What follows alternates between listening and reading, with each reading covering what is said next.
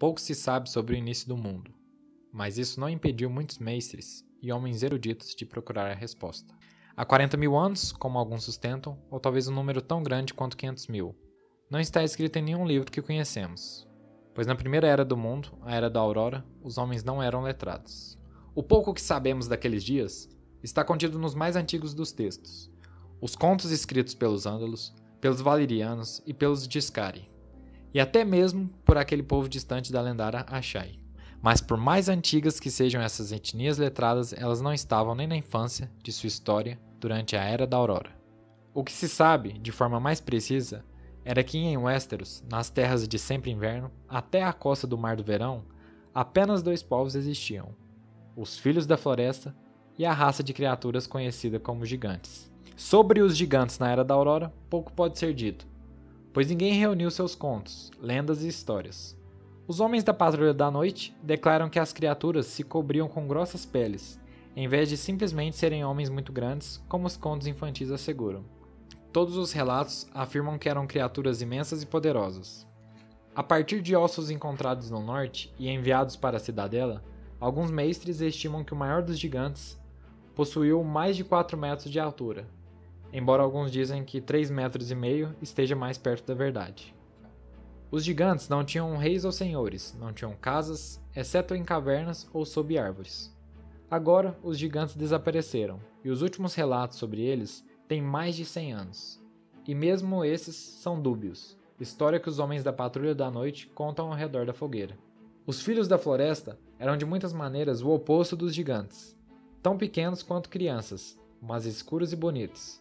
Não trabalhavam com metal, mas desenvolveram uma grande arte no uso da obsidiana, aquilo que o povo chama de vidro de dragão e que os valerianos conheciam por uma palavra que significa fogo congelado. E com ela faziam ferramentas e armas para a caça. Não teciam, mas eram habilidosos em fazer vestimentas com folhas e cascas de árvores. Aprenderam a fazer arcos de represeiro e a construir armadilhas com capim, e ambos os sexos caçavam com esses instrumentos. Dizem que suas músicas e canções eram tão belas quanto eles, mas o que cantavam não é lembrado, exceto por pequenos fragmentos proferidos desde a antiguidade. Os Reis do Inverno, ou as lendas e a linhagem dos Stark de Winterfell, de Maester Tildor, contém uma parte de uma balada que supostamente fala da época em que o Brandon, o construtor, buscou a ajuda dos Filhos da Floresta enquanto erguia a muralha.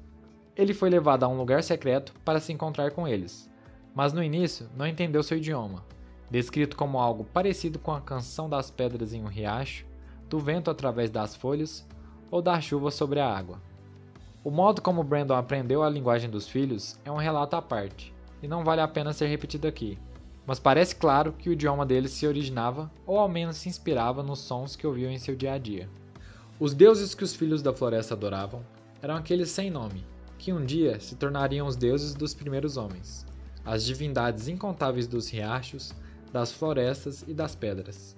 Foram os Filhos da Floresta que esculpiram rostos nos represeiros, talvez para dar olhos aos seus deuses, para que pudessem observar seus adoradores em devoção. Outros, com pouca evidência, afirmam que os Videntes Verdes, os sábios dos Filhos da Floresta, eram capazes de ver através dos olhos dos represeiros esculpidos. A suposta prova é o fato de que os primeiros homens acreditavam nisso. Foi o medo de que os represeiros os espionassem que fez com que cortassem muitas das árvores esculpidas e dos bosques de represeiros, para negar aos filhos esse tipo de vantagem. Acredita-se também que os Videntes Verdes conheciam a arte dos altos mistérios, como ver acontecimentos a longa distância ou se comunicar através de metade de um reino. Eles não podiam mudar suas formas para as de animais como alguns dizem, mas eram capazes de se comunicar com animais, e daí que surgiram as lendas dos troca-peles, ou transmorfos. Afirma-se que não só se comunicavam, mas eram capazes de controlá-los. Alguns contos falam de troca-peles se perdendo em seus animais, e outros dizem que os animais podiam falar com voz humana, quando um troca-peles o controlava. Mas todas as histórias concordam que os troca-peles mais comuns eram homens que controlavam lobos, até lobos gigantes, que tinham um nome especial entre os selvagens, wargs. As lendas dizem que os Videntes Verdes eram capazes de mergulhar no passado e ver longe no futuro.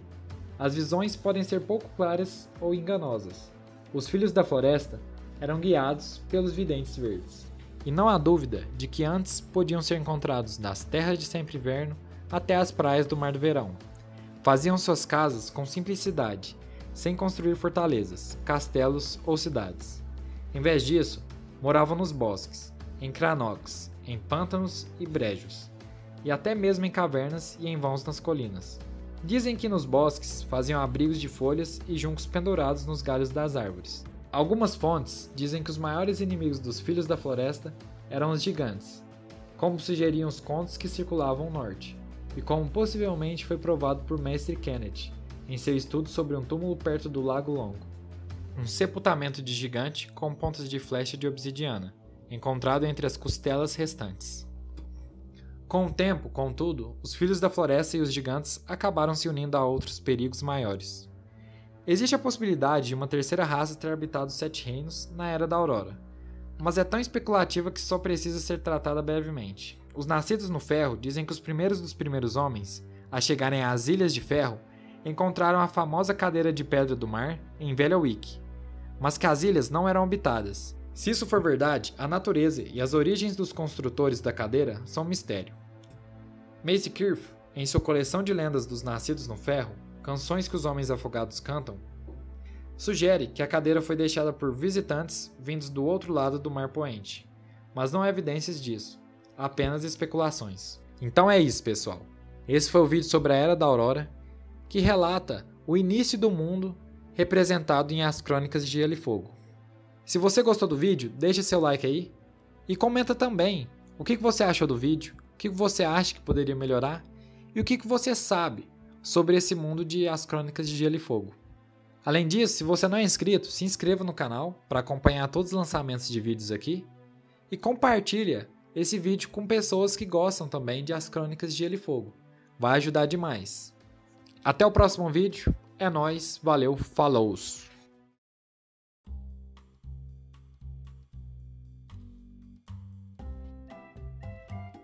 Dizem que nos bosques fala da época em que Brandon, o construtor, buscou a ajuda dos Filhos da Floresta enquanto erguia a muralha.